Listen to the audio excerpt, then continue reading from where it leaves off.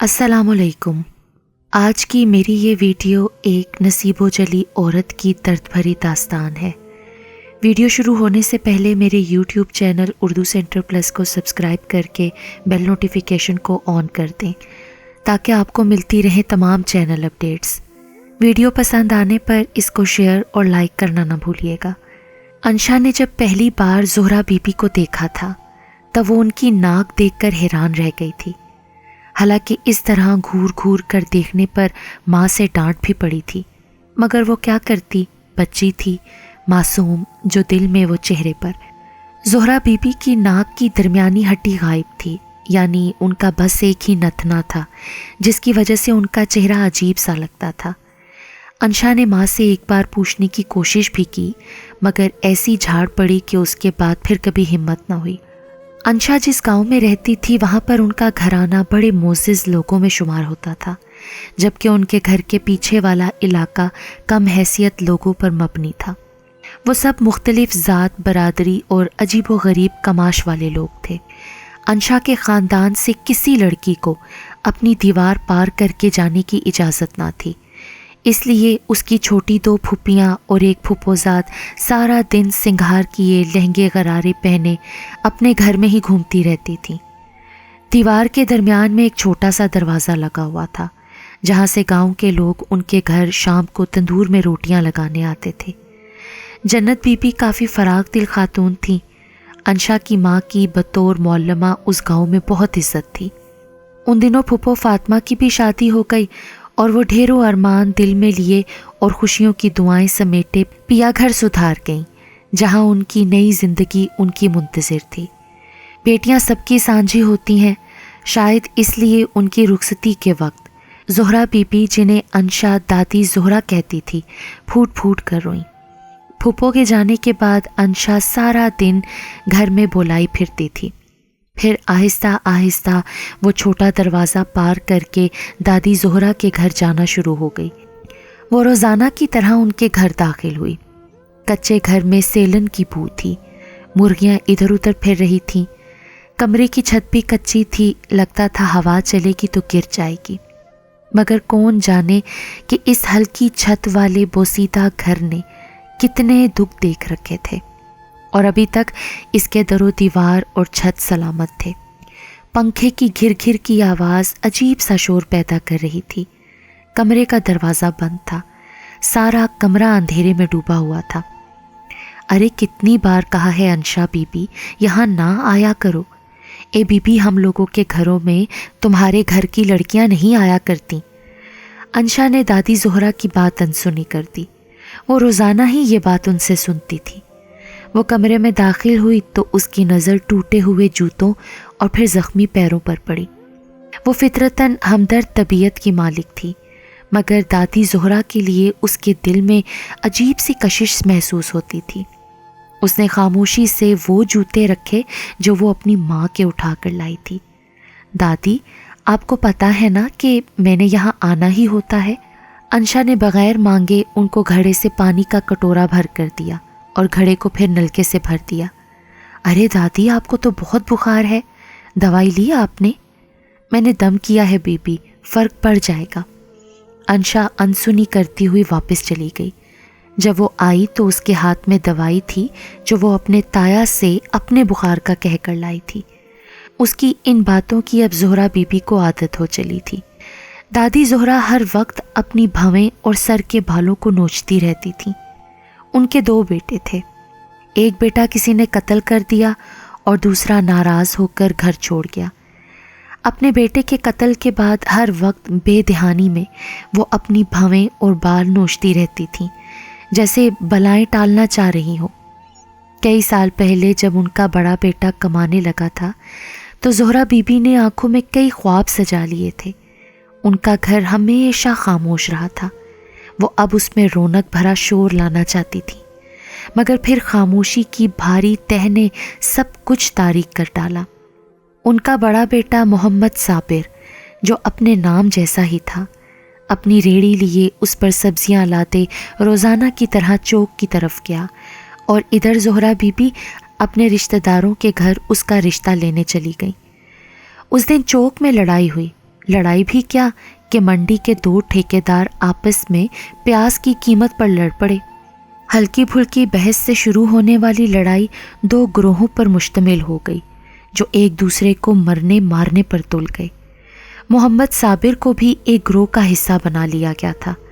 हाथापाई अपने अरूज को पहुंची और मुखालिफ पार्टी ने अचानक से पिस्तौल निकालकर हवाई फायर कर दिया।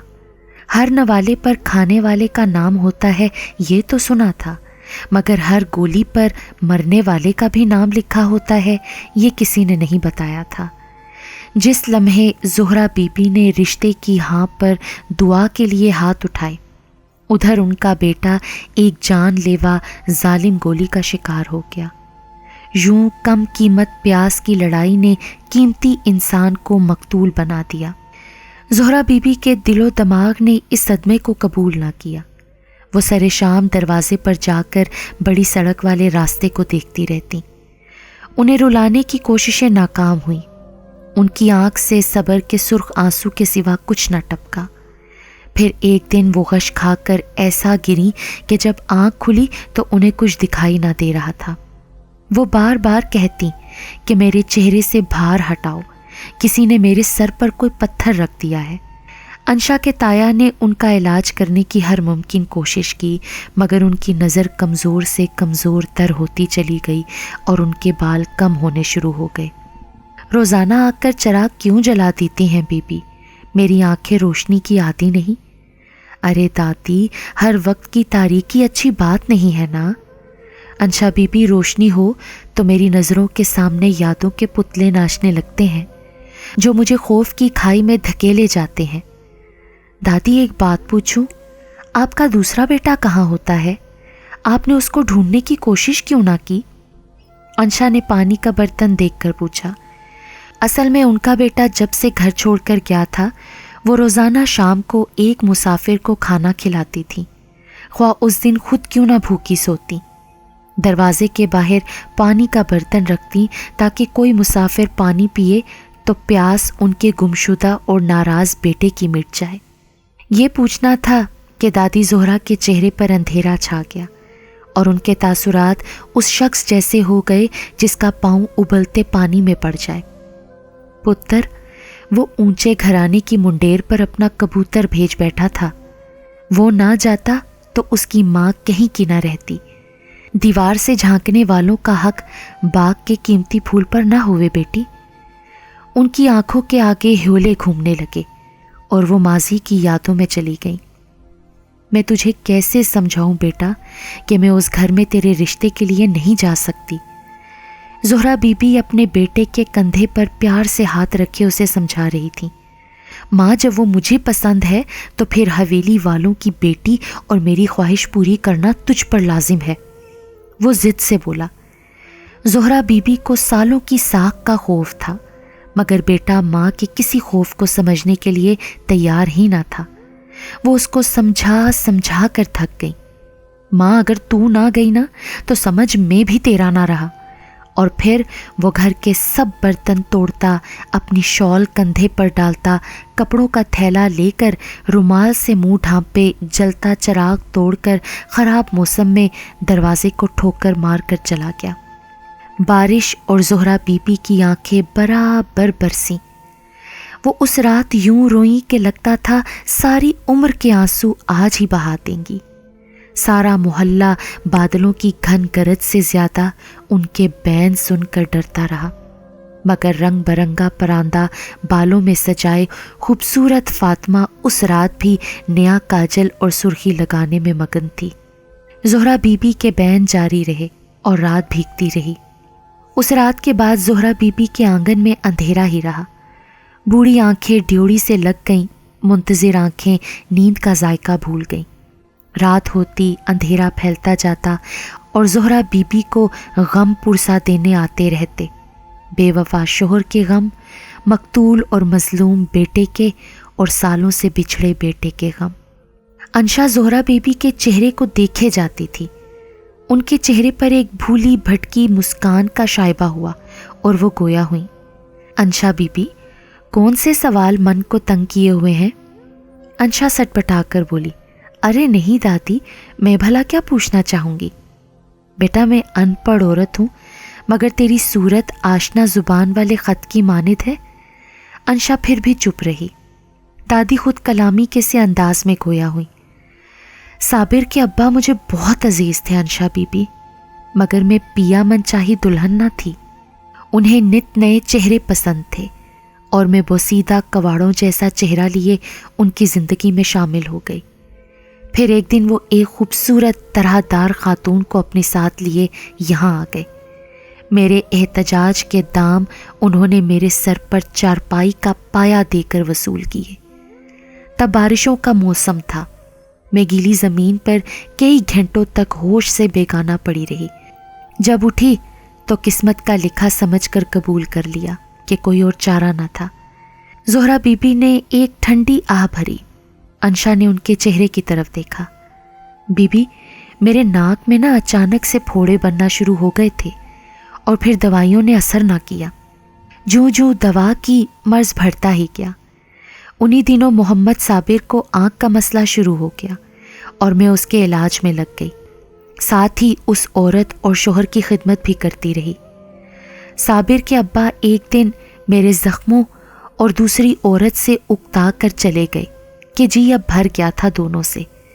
वो भी उनके जाने के बाद रुखसत हुई। एक दिन मेरा साबिर ठीक हो गया, मगर मेरा ज़ख्म अब हड्डी पर असरअंदाज होने लगा। फिर एकदम मेरे नाक के अंदर वाली हड्डी गायब हो गई। अचानक ही दादी ज़ोहरा की आवाज़ कांपने लगी। हाय मेरा मुसीबतों और बीमारियों का पला बेटा, मेरा साबिर। हाँ बेटा, खुशियों के दिन देखने से पहले ही मुझसे पर्दा कर गया। यूं लगता था दादी की सांस से भी रोने की आवाज़ आ रही थी। अंशा से उस वक्त 2 लफ्ज़ भी हमदर्दी के बोले ना जा सके। यूं लगा उसके गले में कुछ गोला सा फंस गया है। साबिर के अब्बा साबिर के जनाजे वाले दिन भी मुझसे कुछ हमदर्दी ना कर सके। हाँ, उन्हें तो शायद मेरे इंसान होने का गुमान ही ना था। अंशा खामोशी से दादी ज़ोहरा का दुख सुन रही थी। बीबी वो बहुत बाद में घर लौट आए थे, जब मेरा छोटा बेटा शाकिर भी ये घर छोड़कर जा चुका था। उनको फॉलिज ने आ लिया था। मैं चुपचाप उनकी खिदमत किए जाती थी। वो खामोश आंखों से आंसू बहाए जाते। दादी, क्या आपने उन्हें माफ़ कर दिया था? अंशा बीबी, माफ़ी किस कम दी, जदू औखे दिन लंग जान। एक दिन उन्होंने ना अपने हाथ जोड़ने की कोशिश की थी मेरे सामने, और मैंने माफ़ी मांगने से पहले ही उनके हाथ थामकर बस इतना कहा था, बीबी रहमत अली, तू हमेशा सर उठाकर, उंगली उठाकर, मुझ पर हाथ उठाकर ही जिया है। मेरे उम्र भर के सब्र को यूं रायगा ना कर। माफ़ी ना मांग कि तुझ पर जचती नहीं। तूने माफ़ी मांग ली और मैंने दे दी, तो मैं किस किस बात को याद करके रोऊंगी। तू मेरे आंसू पोंछने की सलाहियत ही नहीं रखता रहमत अली। इसलिए नहीं कि तू इस वक्त बेबस और मोहताज है, बल्कि मेरे अथरू सदा बेमोल रहे। इसलिए जो चल रहा है ना, उसे तू वैसे ही चलने दे। ये सुनकर साबिर के अब्बा तो खामोश हो गए, मगर मैं उनका हाथ थाम कर फूट फूट कर रोई कि क्या करूं। इस सब के बावजूद भी मुझे उस शख्स से मोहब्बत अब भी थी। फिर वो रोते रहे और मैं मुस्कुराते हुए उनकी खिदमत किए जाती, यहाँ तक कि वो इस दुनिया से ही चल दिए। अंशा बीबी, खुदा किसी के नसीब में कांटे ना लिखे। औरत को सिंगार की बजाय नसीब का जेवर मिले तो जिंदगी जिंदगी लगती है। अंशा ने पानी का प्याला उनके हाथ में दिया, चराग की लो तेज की और बोझल दिल के साथ घर को चल दी। अंशा बेटा, तुम्हारी पढ़ाई के दिन है और तुम कहाँ गायब रहती हो? अंशा की माँ उसको बोली। उन्हें बेहद शौक था कि उनकी बेटी पूरे गांव की पहली लेडी डॉक्टर बने। अंशा अगरचे पढ़ाई में बहुत अच्छी थी, मगर उसको खुद डॉक्टर बनने का कोई शौक ना था। अंशा खामोश रही तो माँ दोबारा बोली, तुम जानती हो ना कि दरवाजे के दूसरी तरफ जाना तुम लोगों को किस कदर सख्ती से मना है। तुम आना जाना तर्क क्यों नहीं कर देती? अंशा खामोश ही रही। इम्तिहानों ने फिर उसे सर उठाने की फुर्सत ही ना दी। وہ کئی دن بس اپنے کمرے اور کمرہ امتحان تک ہی محدود رہی، یہاں تک کہ اس کے امتحان بہت اچھے سے مکمل ہو گئے تھے۔ موسم کے تیور کچھ بھلے نہ معلوم ہوتے تھے۔ وہ کچھ سوچتے ہوئے دادی زہرا کے گھر کی طرف چل دی۔ زہرا بی بی گویا اسی کی منتظر تھی۔ اسے دیکھ کر کھل سی گئی اور اس کی طرف انڈوں سے بھری ہوئی ٹوکری بڑھاتے ہوئے بولی، انشا بی بی، میں نے یہ تمہارے لیے اکٹھے کر کے رکھے ہوئے تھے۔ دادی، آج آپ کے مزاج کس قدر اچھے ہیں، سب خیریت ہے نا؟ انشا شرارت سے بولی اور دادی زہرا مسکراتی۔ تو مجھے اپنی اولاد کی طرح عزیز ہے انشا بی بی۔ اس دن باتوں باتوں میں انشا کو وقت کا پتہ ہی نہ چلا۔ دادی، آپ دروازہ بند کیوں نہیں کرتی؟ آپ کو ڈر نہیں لگتا کیا؟ اس نے ڈیوڑی کی طرف دیکھتے ہوئے پوچھا۔ میرے دل کا ایک کونا اور میری ایک آنکھ کی پتلی خاموشی سے منتظر رہتے ہیں اس راہی کے جو جا کر بھول ہی گیا ہے ماں کو۔ کیا پتہ کسی دن ساول مہار موڑ ہی لے۔ موسم مزید خراب ہو رہا تھا۔ انشا نے سوچا کہ دادی کے کپڑے تار سے اتار کر کمرے میں رکھ دے، ایسا نہ ہو کہ بارش ان کی ساری محنت ضائع کر دے۔ وہ باہر نکلی تو سناٹا سا محسوس ہوا، گویا کسی طوفان کی آمد کی پیشن گوئی ہو۔ اس نے اپنے قدم صحن کی طرف بڑھائے اور تار سے کپڑے اتارنے لگی۔ ساتھ ہی ہلکی ہلکی بارش شروع ہو گئی۔ اسے اپنے پیچھے آہٹ کا گمان ہوا، مگر اس نے اپنا وہم سمجھ کر سر جھٹک دیا۔ پھر اس کو اچانک لگا کسی نے فاطمہ کا نام لیا ہے۔